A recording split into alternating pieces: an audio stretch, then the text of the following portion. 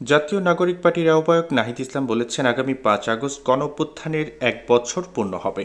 জুলাই সনদ আমরা আগামী ৩ আগস্টের মধ্যে দেখতে চাই। যদি জুলাই সনদ সরকার এই ১ বছরের মধ্যে না দেয়, তবে আমরা সারা দেশের ছাত্র জনতাকে সাথে নিয়ে মাঠে নামব। বৃহস্পতিবার দুপুর ২:৩০টার দিকে মাগুরা শহরের ভাইনা মোড়ে পদযাত্রা শেষে এক পথসভায় নাহিদ ইসলাম এসব কথা বলেন।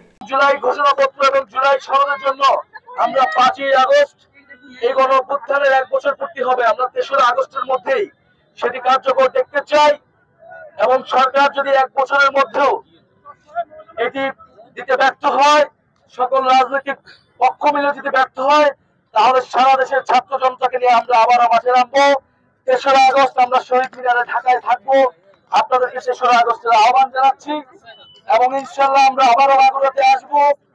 মাগুরাবাসী এলাকার যে সমস্যা, সেই সমস্যার সমাধানের জন্য জাতীয় নাগরিক পার্টির নেতৃবৃন্দ আপনাদের সাথে সবসময় থাকবে। জুলাই পদযাত্রার অংশ হিসেবে নাহিদ সহ দলটির কেন্দ্রীয় নেতারা এই কর্মসূচিতে অংশ নেন। এনসিপির আহ্বায়ক আরও বলেন, বাংলাদেশকে নতুন করে গড়ে তুলতে হবে, দেশের নতুন সংবিধান প্রয়োজন। এই বাংলাদেশ নতুন করে গড়তে হলে আমাদের এই ফ্যাসিজমের সাথে যারা জড়িত ছিল তাদের বিচার, দেশের মৌলিক সংস্কার এবং একটি নতুন সংবিধান প্রয়োজন।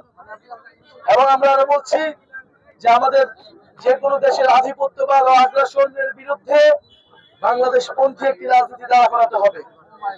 এর আগে দুপুর ১:৩০টার দিকে জুলাই গণঅভ্যুত্থানের বর্ষপূর্তি ও নতুন বাংলাদেশ গড়ার প্রত্যয়ে মাগুরায় পদযাত্রা শুরু করেন এনসিপির কেন্দ্রীয় নেতারা। মাগুরা শহরের উপজেলা চত্বর থেকে পদযাত্রাটি শুরু হয়। পদযাত্রাটি শহরের চৌরঙ্গি মোড় হয়ে ঢাকা রোড ঘুরে ভাইনা মোড়ে এসে পথসভায় মিলিত হয়।